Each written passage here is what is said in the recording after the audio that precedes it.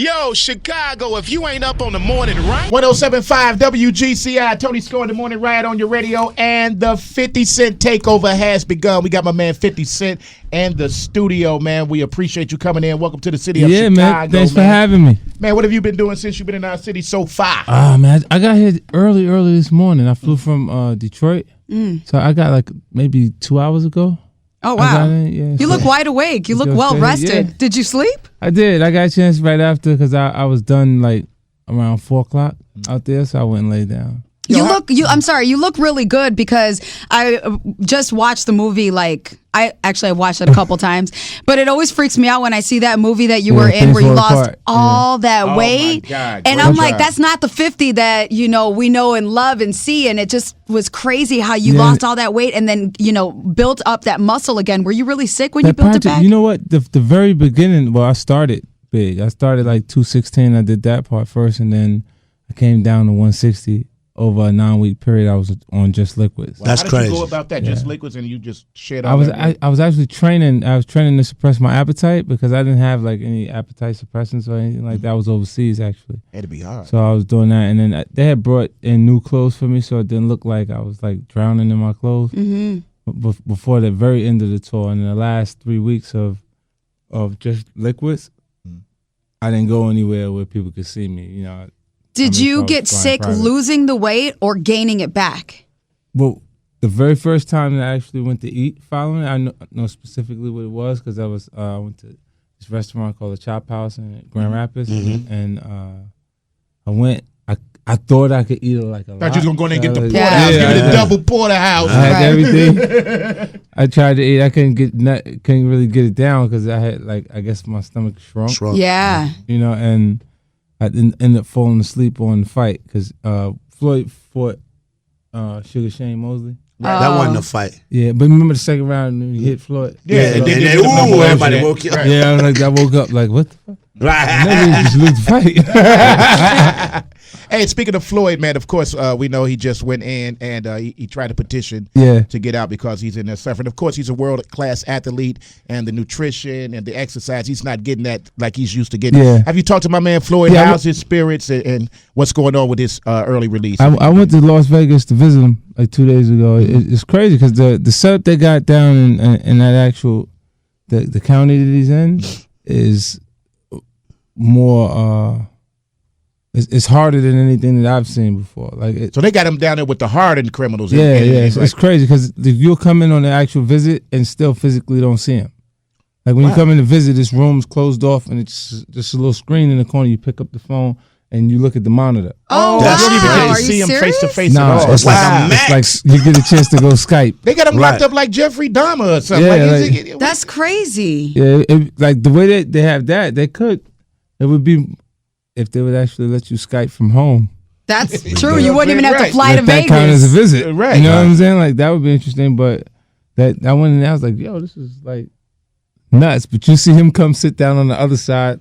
That's crazy. And you just see the monitor. So it's like you talking to Max Headroom, the TV screen. Exactly. Right. How's his spirits, though, man? He was good, but when you see me, he gonna light up. Right. And then it's because he ain't supposed to be under circumstance. Like, he looked like I've had to spend more time under those circumstances, and he knows. So he's not gonna make the 2 weeks that he went by. I felt like it was like killing him. Right. But they had a doctor going, so he's not eating the food. It was probably terrible. Yeah, I get it. But being and his lawyer was even saying, being a world class athlete, he's used to getting a certain amount of calories a day. He's getting less than half of that right now. And but he got a chef. Like, he got people that specifically making stuff that. To eat so you can go ahead and do things, you that get way. used to that. We're talking to 50 Cent in the studio, and you were recently on Oprah with Oprah Winfrey, and you did that whole interview, and it was for her own network, and everybody knows, let's keep it real, she's even, owned up to it. No pun. But she said, I've started getting these people on my show for ratings. And we all know your history with her. You've talked smack about her. You named your dog Oprah. But lots of people want to know... why the reversal? Because at first, you had this thing where you were against Oprah for not including hip-hop and rap on her show. Why, at this point, did you go with a reversal and decide to sit down with her? It's not actually a reversal. For me, it's when you're at your peak point in your actual career, I'm like, if you have a long enough career, you'll have peaks and valleys in it. Of course. Right? So in the very beginning of my career, which is the highlight reel, it's the largest debut in hip-hop album, 13 million records sold on Get Rich or Die Trying. Classic, certified classic. I would see Oprah make references to hip-hop culture, and everything that was wrong with it or something that she didn't like was a part of why my record was a success. So she kind of singled you out. Right. Well, yeah, without doing saying it right. 50 Cent. Right. So now that it was clear that it's not an option for me to actually be a friend, I said, cool, just let me be an enemy. So my base doesn't feel like I'm not big enough to actually be on Oprah, because we have those level of artists that make it there in their careers because of the content. If they don't have the same, if they're safe, if they're picking things that are more conservative. But then wouldn't you think that your story would be one that they would definitely want to hear on a show like Oprah? Here's a guy, come from New York, run himself up out the gutter, former drug dealer, shot, to go on to become one of the better businessmen and mogul in the business. I mean, wouldn't that be a story that should have been told on Oprah at the highlight of it? Yeah, and I think even at this point, like in every case, when you bring people onto your shows for ratings, it's never... you do know and you do feel in your heart that that's what it was. She would have never asked you to be on her show unless her show was hurting for ratings. I think everyone that she put on the show ever was for ratings. Period. It's for her benefit. It's for her benefit. Right, I think as a show, you pick a topic, you bring a guest that would generate interest on different levels, and you actually you make the show. I just think overall, when you look at the differences, the things, you got a lot of people that view things exactly the way she does. It's more like her views were like my audience's parents. Mm-hmm. Yeah, I remember you saying that like their mothers and fathers would feel the way she feels, while the kids are actually embracing the content. 50, you're always very honest with your answers, and I love that about you. And I just want to ask you, do you think that what you did was politically correct when you answered her questions? Were you doing that for the respect factor, or do you really feel that you actually do like Oprah on that level now? I do. After I sit there and I actually speak to her face to face, I like her, and also to be actual representation of the culture in a way that they can actually see it in a positive light and understand why those terminologies are being used. If you a painter, you got to give them all the colors to paint the picture. Mm-hmm. You know what I mean? So they got to use all the terminologies, they got to use all the slang, all the language that you would actually use in the cities and different territories and areas to create the picture properly, so people understand it. A lot of the work that we did initially was to impress an audience that was in a 10-block radius. Mm-hmm. And then from there, it grew outside of that. We became cool to the homies before we started to move outside of those circles, and people started to embrace us on a different level. So the things that are being said in the actual street are being said within hip-hop culture. No doubt. All right, we're talking to 50 Cent right here on Tony Score in the Morning Riot. Now, 50, I got a question for you. You wear many hats. You wear many different hats. Right. Actor, businessman, artist, owner of your own record label, radio stations. You're doing it all. Which face of 50 do you think intimidates people more? The rap 50 or the businessman 50? Because, you done made some pretty shrewd moves to be a dude from Queens off the street. And really. I won't be the last. Hopefully, they get a chance to see more people just escape the cycle of things that actually happen in the environment. A lot of those guys that you see standing on the corner are standing there with an entrepreneurial spirit. They just don't see McDonald's or Burger King as an option. Mm-hmm. Right. You know what I mean? And just those setbacks, they just bust the house. Mm-hmm. These little things send you away for a few years. It decreases your actual capital around you. You got to spend money on lawyers. You got to pay legal fees. You got to, bail yourself out. All those different situations change their ability to actually be involved in business on a real level. And for the music, for me, helped me escape that. And then they get a chance to see how fast I can actually absorb the new information. These categories, I wasn't informed on these things until I actually found interest in them moving forward down the line, and they're going to see what can actually happen when a lot of these brothers get a shot and they come through and do different things. As far as hip-hop culture is concerned, we make more successful minorities than any other art form. Right. Anything, pretty much, yep. Yep. Let's talk the new album, man. You released the artwork last week via Twitter. 5 Murder by Numbers. People been waiting on you to do another studio album, man. And you promised no more delays. Nah. So let us know what's coming up. Man. What's the release date? Who's on the album? What's going on with 5? That's why this record is definitely coming out July 3rd. July, so we can write that down. It's solid. That's a good month. That's July a good month. 3rd, all right? Yep. It's birthday week. Independence Day, the 6th is my birthday. 7th mine, bro. 7th, we in great adventures. I'm bringing out the whole hood. Get your outfits. Wait, what I went to the state? mixtape, my fault. What city is the party going to be in? We're going to have to do something. I don't know. What city is it going to be in? Because, we got days off. But we're going to get busy. Let's go 50 day, baby. Let's go. You got to let us know. We'll come right get together. He's the day after. 28. Yeah. Hey, I want to touch on something, too, man. A lot of people I don't know if they don't know, but a lot of people don't give you credit enough, in my eyes, for the charitable work you do. Right. I mean, you do so much charitable work. Your Street Kings, you That's had a right. thing involved with them to feed people. You were actually feeding people with that website. Right. Tell us about it, man, and do you feel that you get enough credit for the charitable work you do? With actual Street King is a reflection of my touring. Because I was in Africa and I seen something that was more extreme than low-income housing in America. And when you actually, like the numbers, if you check like what goes on within Africa as far as famine is concerned, it's unbelievable. The numbers, the amount of people that are dying from not having. We got it bad here. Right. It's really. I mean, I don't even know how to explain. Was it like a life-changing thing when you saw that? Did it like really? Yeah, because really you get out there and you see. Like I went to Kenya. I was in Nairobi. I went to orphanage out there, 500 kids. 48 of those 500 kids were already HIV positive. Oh my God! Tested.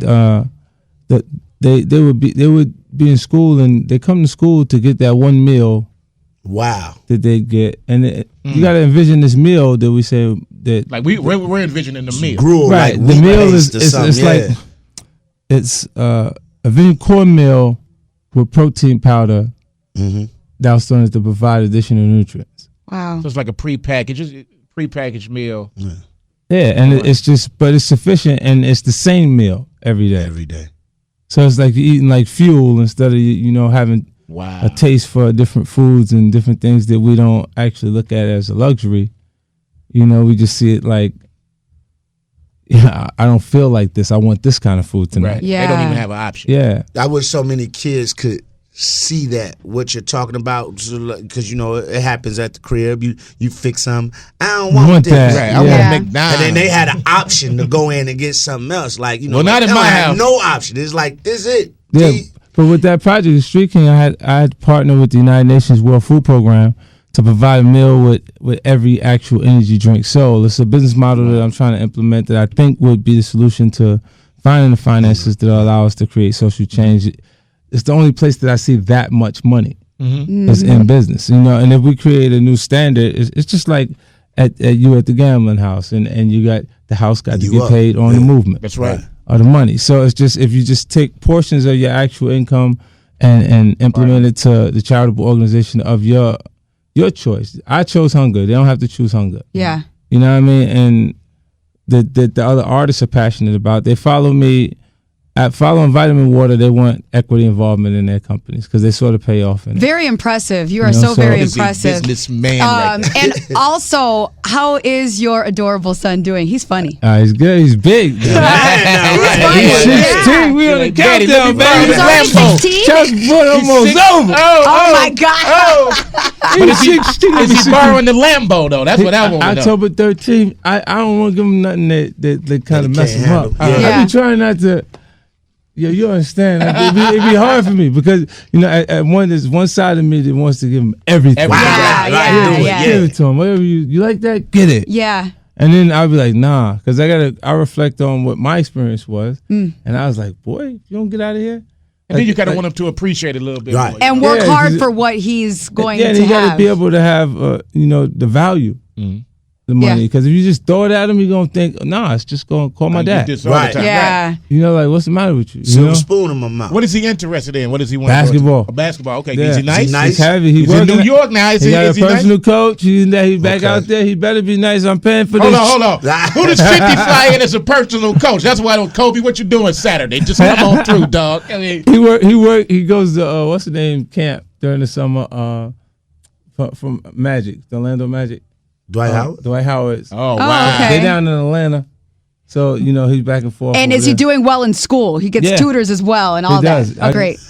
Yeah, I got bills for that. They sent That's me great. tutor bills. And all that. Yeah, and I agreed to all of this stuff because I said if in the event that he needed a tutor, like who wouldn't want to provide the tutor for a child? Absolutely. 50 Cent in the studio. Can we move forward to the Chris Brown and Drake beef that happened in New York City? The R&B singer fight. I wanted to ask you, I read somewhere that you made a Rick James reference. Yeah. Can you explain to us what and to No, who? I'm just saying as far Breezy as about to be the Rick James. yeah, when you look Rihanna at, got that thing, boy. They out here fighting over each other. Rihanna got them stars in that thing. everybody might be bomb. Right? Oh my God. Bomb. You've never had a piece of that. Erica Badu. Erica Badu make you wear knitted Eric hats. Badu, yeah. I personally feel there's an echo in there, but that's just me. You lose your color coordination. All that. Oh my And God. your You be shoes. singing to Shitty a boots. Wasn't the girl deaf? In the window? You know She what? was deaf in the comment in the window. He was like, what? I said Rick James because of how big of a talent Rick James was. Right. You ever see how many hit records Rick wrote? Bananas. He wrote hit records for everybody else, everything. But he had that energy that was like, I'm Rick James, bitch. Yeah. Like Bobby Brown. A little more, right. I More could have used current. Bobby Brown too, but then they would have thought Smoker. Right. Oh, true. They would have went straight towards Right. that thing Yeah. in your head that says, But when I said that is because, following that, the things that Chris said were aggressive. So it was like, oh, okay. Oh, this ain't gonna be no. He'll pull it, trying right. to play me like I'm R&B because I'm watching you. You with the Hey, rap, but right. you soft You know, as going stranger to over beef. there, boy. What is this rate on the beefometer, on the beef scale? Right. I The mean, give this Right. give this a 1 to 10 Well, it's not danger really- to rating. me, no, this ain't a dangerous situation. B. Okay. Man, I mean, but his security guy got worked. But Big it was Back see got, when you see that you think somebody hit him in the head with the bottle. No, they got thrown. Yeah, you said it's a difference. Okay, now explain that to me. That's like You said in your quote, it's a difference between busting somebody No, over the head with head. the bottle in your hand or hurling it across the club. Yeah, because they what happens is the room starts throwing bottles. Right. Like everybody who has a bottle It's like in a the area snowball fight. Yeah, exactly that. And you get hit because you boom and just Hey, now He probably I wanna ask you a question. You ain't throwing no rocks at nobody in the wild, man. Yeah, I'm chilling. I mean, is it just like know you 50? want You to. not Come like on, you man. just like, look, man, whatever. I'm finna get in this lab and make music. I'm not gonna lie, man. I used to enjoy the rock throwing, dog. The little subtle is little 50 pebbles. dot yeah. I made a Come out the conscious porch. I made a conscious decision to do that because they're turning me into the bully. Okay. And I mean, where I'm from, we meet aggression with aggression. So if someone say they want a problem, we show them that we could be a bigger problem than they actually want. And if they decide they don't want a problem no more, we let them go. That's cool. We don't chase them Right. because the outcome is always bad when we bump heads for real. Right. You know what I'm saying? So I look at it and I go, when I see them turning me into the monster, and when everybody's tapping me first, and I'm going, oh, you uncomfortable that I'm winning? Right. And then I'm responding to it, and they seeing what I'm doing, but they didn't see what they was doing. But what is it when they see you? Like, I get it through the social media, through Twitter, but what about when we at this award show and it's like, what's up, fam? They're like, You all right, bro? yo, nah, you ain't tripping. You know what I'm saying? Yo, My Twitter got hacked. yeah, maybe we should work together. Right. Right. Hey, I just got one more thing I want to ask you. Speaking of beef, on that note, your man Young Buck recently he's incarcerated, had to go in. Now I know that you guys have had your differences, Giggles. but at the end of the day, how do you feel about the man going into Well, being incarcerated? Buck is impulsive. He had it all. Everything he does is super spontaneous. Like if he didn't even feel the money that he did make. Wow. Because when he got it immediately from was the that? advance, it was like 26s. boom, yeah. He got one day he called me like at 12 o'clock and he had the car dealer on the phone. He was like, he said, 5, I want this Cadillac truck. He said, the man said he give me a car right now if you say it's okay. And I'm like, all right, put the man on the phone. So I'm checking the pricing on the vehicle. Right. He get off the phone. I tell him, I said, I'm gonna put you in contact with his business manager. He said, if you say that you'll take responsibility for the vehicle, we can let him drive now. Like he can just take the car. Oh my God. So I'm like, nah, let me chill. But Right. that's really, you just gave me the car. Right. Right. Exactly. You know what I'm saying? And then he's like, when he got off the phone, because I got off the phone with the man, and told him to get in contact with Buck's business manager. He called back. He said, "Yo, what happened?" The man said, "We're gonna give it to me right now." And then I said, "All right, Buck, put the man on the phone." So I said, "Is there any way you can let him have this car until tomorrow morning, the beginning of business hours tomorrow morning immediately, so he can bring it back? Because there's no time. There's nothing gonna happen. He's gonna end up going home and going to sleep once he got the car." That's what I thought. He got the car from the man. And then called you from the rim shop. He drove from there straight. He had to drive straight to the rim shop. He can't even. If you had. Oh my God. 50, talk to the man and tell him these 28s is all right. By the time he got back, he had 26-inch rims on the Cadillac truck the next morning. So I said, you couldn't even had picked the rims. You had to buy what was laying right there. This story sounds like you would be talking to your teenage son. Yeah, like wow. You don't do that. Like he was just. That's crazy. That's crazy. He was just. Yo, weekdays starting at 5 a.m. only on GCI.